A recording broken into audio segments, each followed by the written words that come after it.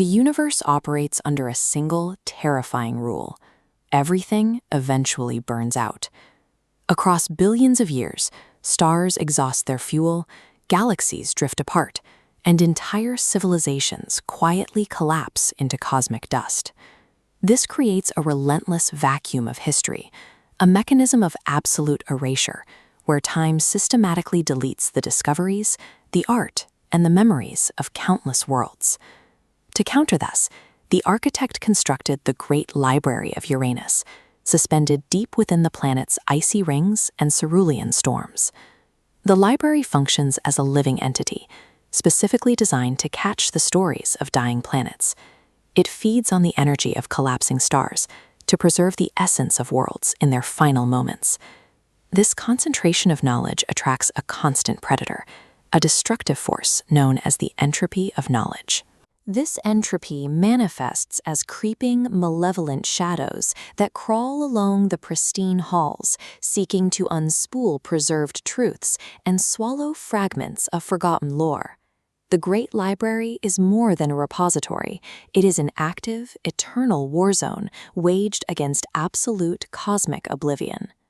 To reach this battlefield, a visitor must survive the library's exterior defenses, starting with the Etherium Corridor, a pathway carved from residual starlight, leading into a celestial moat of shifting metallic debris. This moat acts as a psychological filter.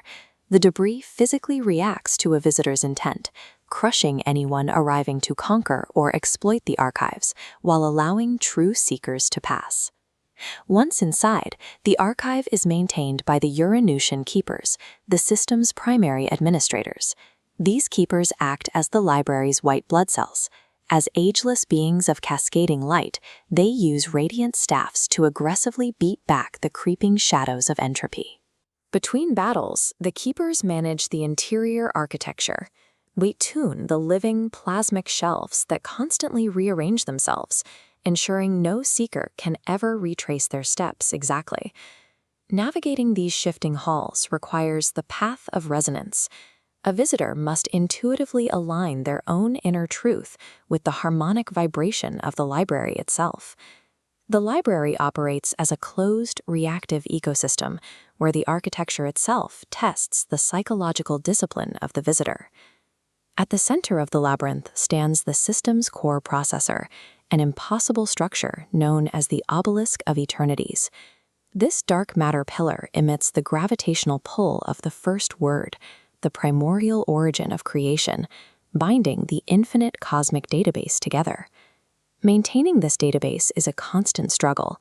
When entropy successfully swallows a truth, a node decays into darkness, leaving a broken gap in the circuit that must be repaired. The system repairs these gaps through manual uploads provided by visitors in a ritual known as the Offering of Memory. During this process, visitors distill a piece of their personal history into an orb of liquid starlight, relinquishing a fragment of their being to the archive. This universal machine runs on a singular, taxing fuel, the literal sacrifice of conscious personal experience. The human weight of this system is best seen through Ilara, a young scholar who arrived at the library seeking the history of a forgotten civilization. A keeper guided her through the labyrinth to the exact location of her forbidden knowledge, following the path of resonance through the shifting halls. To secure her answer, Ilara was forced to complete the transaction, extracting a fragment of memory and surrendering it to the library's collection. The aftermath of this exchange is a strange duality. Visitors gain a profound understanding of universal interconnectedness, but leave with an aching internal hollowness. This highlights the ultimate paradox of the universal archives. Gaining universal truth requires the permanent loss of personal truth. It is the realization behind the warning inscribed above the first threshold. Enter not to conquer, but to be conquered. Absolute enlightenment is a zero-sum trade-off. The more we learn about the infinite universe, the more of our finite selves we must surrender to it.